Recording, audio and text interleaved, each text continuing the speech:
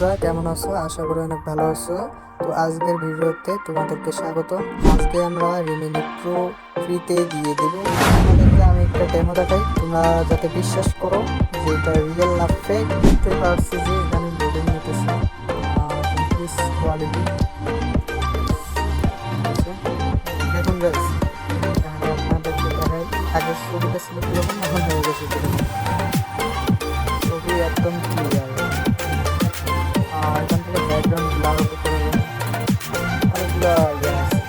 তো আমরা ব্যাকগ্রাউন্ডটা একটু ব্লার করবো, মিডিয়াম হাইট দিয়ে দেবো।